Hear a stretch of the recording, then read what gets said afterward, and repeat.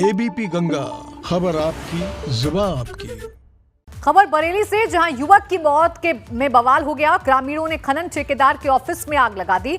लाठी डंडे लेकर ग्रामीणों ने पुलिस अधिकारियों को खदेड़ा। खनन के दौरान युवक की मौत हो गई थी। तो ये अहम खबर बरेली से आपको बता रहे हैं, जहां नदी में खनन करते वक्त युवक की मौत हो गई, जिसके बाद जमकर बवाल हुआ। ग्रामीणों ने खनन ठेकेदार के दफ्तर में आग लगा दी।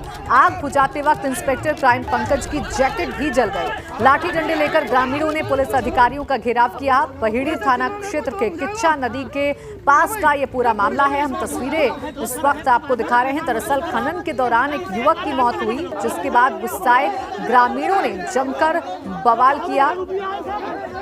ग्रामीणों ने खनन ठेकेदार के ऑफिस में आग भी लगा दी। इतना ही नहीं, जो पुलिसकर्मी मौके पर पहुंचे थे उन्हें भी घेरा गया है, उनका भी घेराव किया गया है।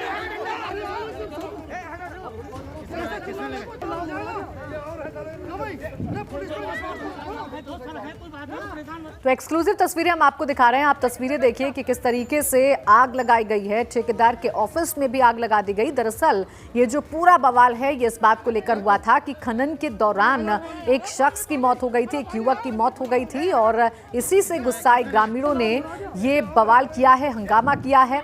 खनन ठेकेदार के दफ्तर में आग लगा दी गई। इतना ही नहीं, जो पुलिसकर्मी मौके पर पहुंचे थे उनका भी घेराव किया है। लाठी डंडे लेकर उन्हें भी खदेड़ने की कोशिश की गई है। लाठी डंडे लेकर ग्रामीणों ने पुलिसकर्मियों को भी खदेड़ा है। खनन के दौरान एक शख्स की मौत होने के बाद ये बवाल हुआ है, ये हंगामा हुआ है। किच्छा नदी के पास का ये पूरा मामला है।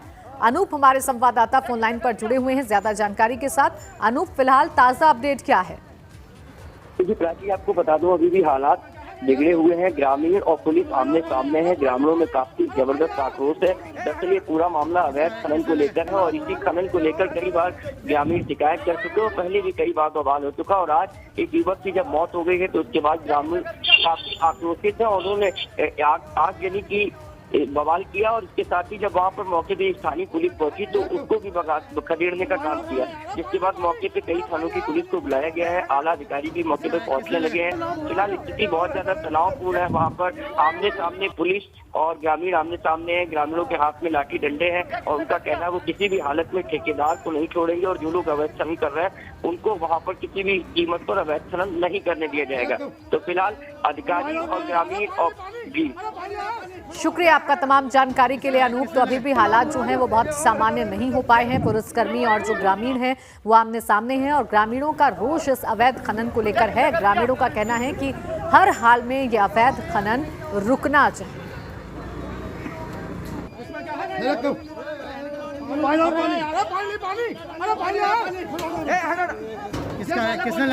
बहेड़ी थाना क्षेत्र के किच्छा नदी का ये मामला है, जहां पर एक युवक की मौत के बाद ये बवाल हुआ है। आप तस्वीरें देख सकते हैं कि ग्रामीणों का गुस्सा किस कदर फूटा है। यहां पर ठेकेदार का जो दफ्तर है उसे भी आग के हवाले कर दिया है।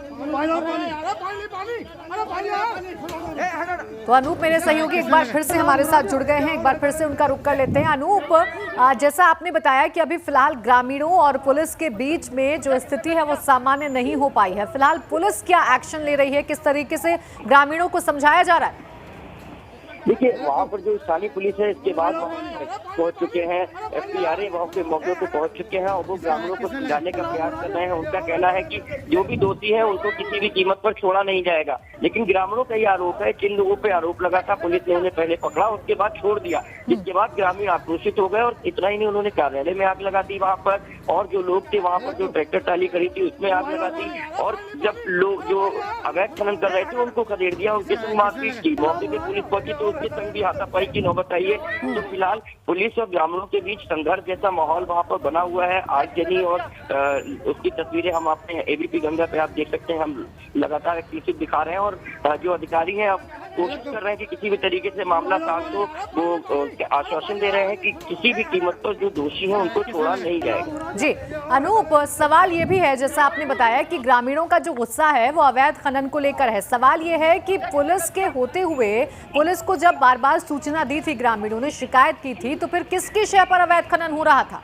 देखिए प्रति अवैध खनन एक बड़ा यहाँ पर एक काम हो गया। अवैध खनन को लेकर लगातार यहाँ पर शिकायतें आती रहती है, कई बार बवाल होता है, मारपीट होती है, हंगामा होता है और कई, लेकिन इन सब के बावजूद पुलिस की मिलीभगत से, स्थानीय जो खनन विभाग है उसकी मिलीभगत से और स्थानीय प्रशासन की मिलीभगत से अवैध खनन लगातार होता रहता है। और खास तौर से जो पिछा नदी है यहाँ पर अवैध खनन 365 दिन होता है। कभी भी इसको कोशिश नहीं की जाती है रोकने की स्थानीय प्रशासन की तरफ से।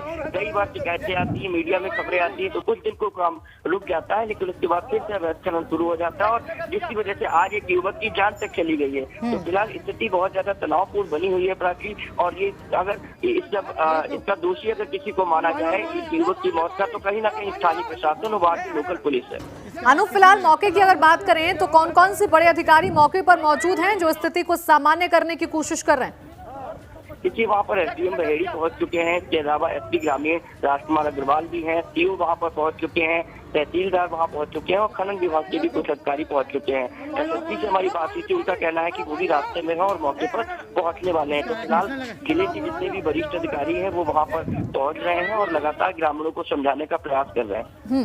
अनूप, जिस तरीके की तस्वीरें हम देख रहे हैं, हम आगजनी भी देख रहे हैं और हंगामा पुलिस कर्मियों के सामने ही ग्रामीण कर रहे हैं, वो भी हम देख रहे हैं। क्या ऐसे में किसी की कोई चोट लगने की भी कोई खबर है?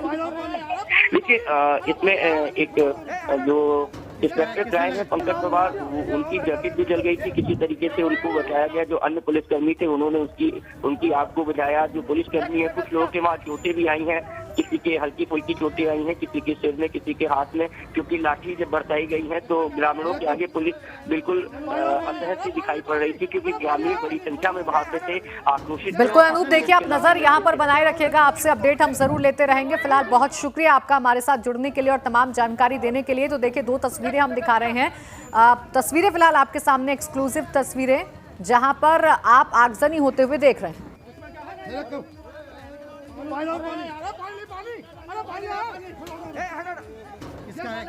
और बरेली एसडीएम रमेश चंद्र हमारे साथ जुड़ गए फोन लाइन पर। रमेश चंद्र जी, स्वागत है आपका एबीपी गंगा पर। फिलहाल क्या औपचारिक जानकारी है? माहौल को शांत कर लिया गया है, क्या कुछ मौके पर हो रहा है?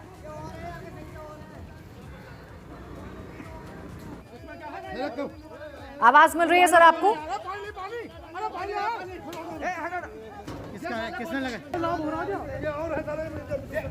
चलिए, संपर्क शायद हमारा उनसे टूट गया है, एक बार फिर से जुड़ने की कोशिश करेंगे। लेकिन फिलहाल जैसा कि हमारे सहयोगी ने बताया कि मौके पर अभी हालात सामान्य नहीं हैं, पुलिस प्रशासन मौके पर पहुंचा हुआ है और ग्रामीणों को समझाने की कोशिश की जा रही है। लेकिन ग्रामीणों का गुस्सा इस बात को लेकर है कि बार बार शिकायत करने के बावजूद भी अवैध खनन नहीं रुक रहा है, जिसकी वजह से आज एक शख्स की जान भी चली गई है। ग्रामीणों का आरोप यह भी है कि आरोपियों को पकड़कर पुलिस बार बार छोड़ देती है, जिस वजह से इस तरीके का पूरा खेल हो रहा है, इस तरीके से अवैध खनन हो रहा है। और यही वजह है कि ग्रामीणों का जो गुस्सा है वो अब पुलिस पर भी निकल रहा है। भारी संख्या में ग्रामीण इकट्ठा हैं और पुलिस प्रशासन पर भी हमला बोलने से गुरेज नहीं कर रहे हैं। साथ ही साथ जो ठेकेदार है खनन का, उसके दफ्तर में भी आग लगा दी गई है।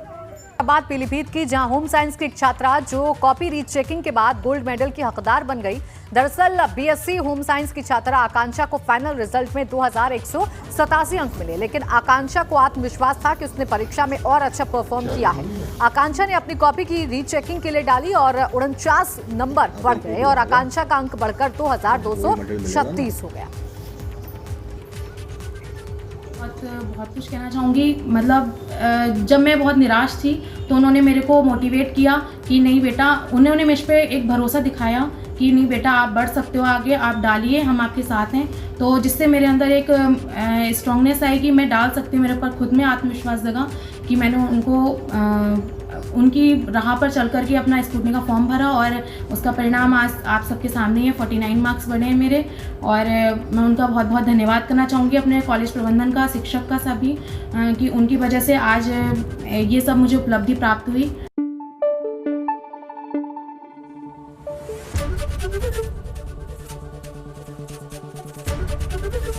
एबीपी गंगा, खबर आपकी, जुबान आपकी।